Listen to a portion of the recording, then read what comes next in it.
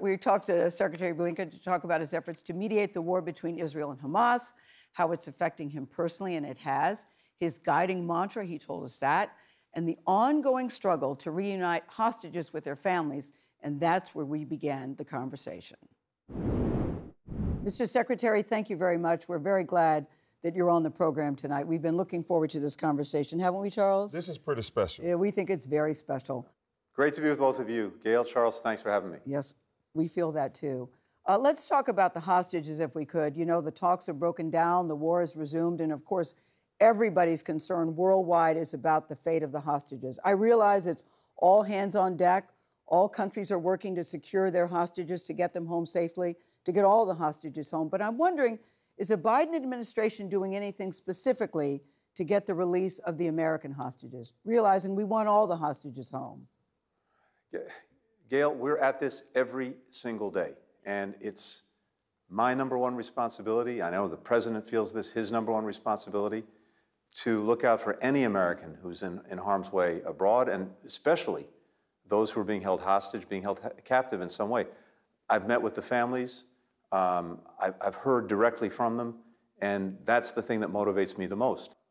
We will not rest until we get every single one. It's not enough. All the families. I always say this, Mr. Secretary, that for all these hostages, they're numbers for some people, but for the family members, they are somebody's everything. So can you share with us, Absolutely. if you can, specifically what you guys are doing? Look, you'll understand I can't get into the details because this is literally going on daily and even more than daily, sometimes even hourly, trying to find a way, an angle to get this restarted. And you're exactly right. These are not, it's not a question of numbers. These are real people, real lives, real families whose lives have been torn upside down.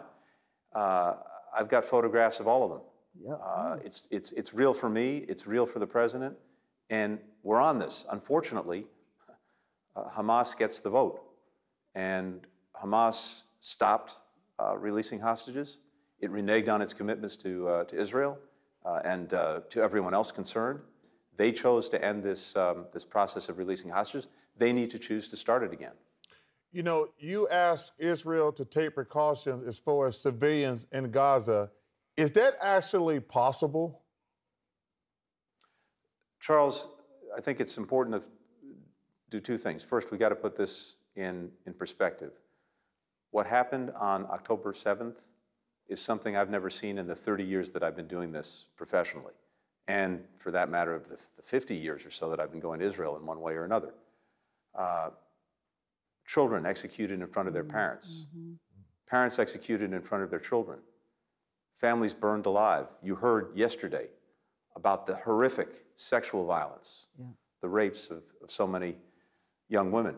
What was done deliberately, intentionally, with a brutality that really I've encountered almost nowhere else in the many years that I've been doing this. So, and then you have this terrorist group, Hamas, do that, retreat to Gaza, and intentionally embed itself with civilians, with innocent men, women, and children, in and under apartment buildings, in and under hospitals, in and under mosques, in and under schools.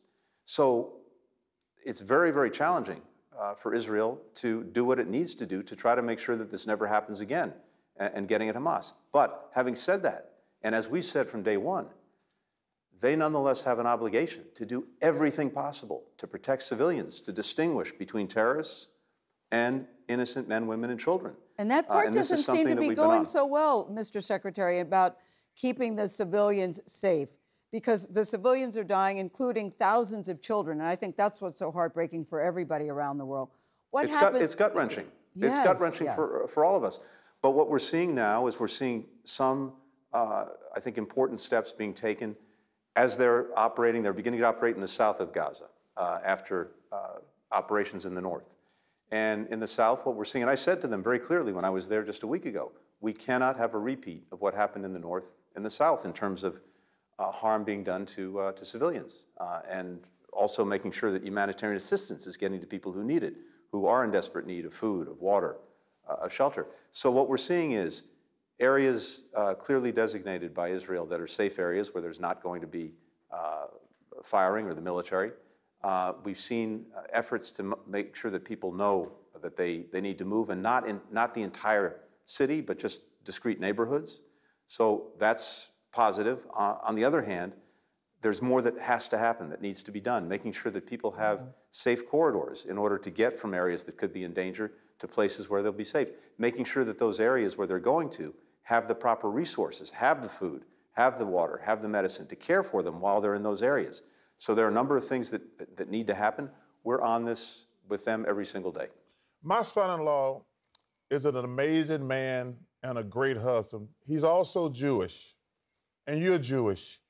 He's taken this Israel thing very personally. And how are you feeling? How does it affect you? Because he's struggling. You as a Jewish man, how are you handling the entire situation mentally?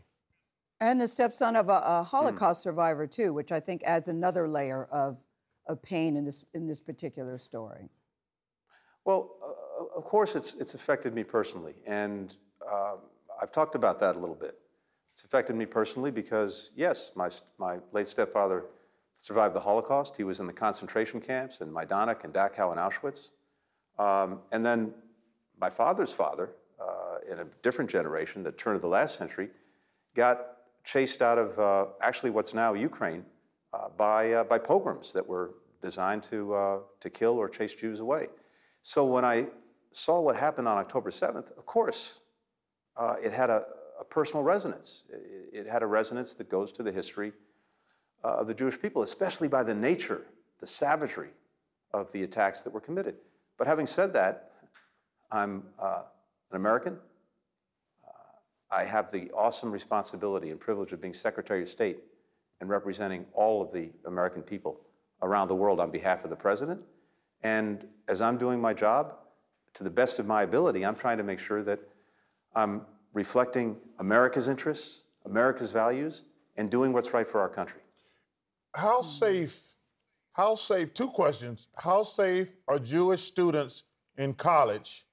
And where is the line between hate speech and freedom of speech? Charles, we're seeing this every day play out on our campuses. And while I'm focused on the world beyond our borders, like anyone else, I'm reading, hearing about what's happening on some campuses, talking to my own relatives who have kids who are college age, who've been on the receiving end of this. And it's deeply, deeply disturbing and more to see some of the hate that we're hearing on college campuses, the expressions of vitriol, the intimidation of students just for being who they are.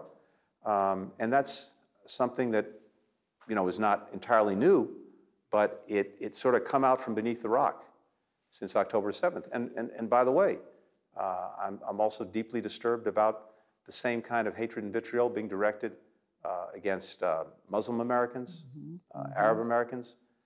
We see this in all different directions. And we have to get back to a place where people on all of our campuses can feel safe being who they are, what they are, and saying what they believe. I think you raise a really good point about feeling safe and being able to speak, because I know so many people are struggling with even how to have a conversation about this, Mr. Secretary. No matter what you say, or how you say it, you are immediately slammed by somebody. How can we have this conversation intelligently and respectfully with all these different points of view? Look, my humble opinion is this. Here's where it starts. It starts with stopping something. And what we need to stop is the dehumanization of the other. We have to recognize the humanity in each other. We have to try to put ourselves in other people's shoes. We have to have that openness of mind and openness of heart. And when you have that, you can talk about anything, even the hardest things. But once you start dehumanizing, once you start seeing someone as another and somehow not human, that takes every guardrail, every check away. Yeah, I always say that it's very hard to hate up close. Just having. Exactly. I always say that. What part do our politicians, have they played? Because clearly, if you watch television every day, the Democrats and Republicans, they're not civil to each other. What part do you think they played in us losing our civility? Well, one of the great things about this job, being Secretary of State, is I don't do politics, and I don't want to start. But, you know... What do you mean you don't? Wait a second, wait a second, Mr. Secretary. Your whole job is politics. What do you mean you don't do politics? You have to explain. Around the world, but not here at home. Okay. But here's the thing. What I've heard President Biden say for years, because I've had the immense privilege of working for him for more than 20 years. And, you know, he's constantly said over these years, it's totally appropriate to be questioning each other's judgments, but let's stop questioning each other's motives. Let's assume good motives, good intentions, and then we can really have a conversation, and we can really try to get to someplace better. I think that's what we need to do too. Yeah, I like what you said about the conversations that you've had with President Biden about questioning people's, you know, you can have conversations, you don't really need to question people's motives. But I would like to end with this. What's your personal mantra that gets you through? Because I think I'm going to adopt whatever you're having. What's your personal mantra, Mr. Secretary? And then we're going to let you go. You know, it's funny because I had a chance the other night to meet Rob Reiner, the great director and actor. And he made one of my favorite movies of all time. This is Spinal Tap. So this is probably the wrong thing to say, but I told him, actually, that movie has my mantra in it. One of the characters says at one point, there's such a fine line between clever and stupid. I try to stay on the right side of that line every day. Okay. Hey, it's been an honor. Yes. And thank you very much. Yes. We are very grateful. Great to be with you both. We are very grateful. Thank you, sir. Thanks.